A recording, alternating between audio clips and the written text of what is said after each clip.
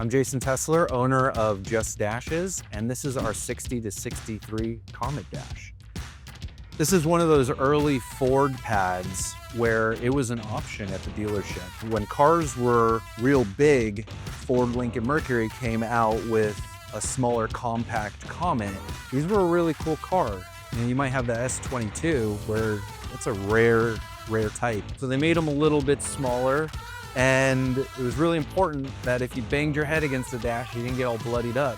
So the dealership provided this as a safety option for you. Originally, these all had a metal frame.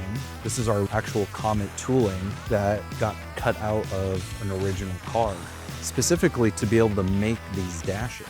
So we make these with a high density foam, thermal vacuum form dash vinyl, and make these just right for you. So we bring in these sharp detail lines, tighter control around the speaker areas. We can make it in any color. They come stock black, or we can in fact leave it unpainted if you like, if you want to handle the color yourself, if you're coloring a lot of other parts.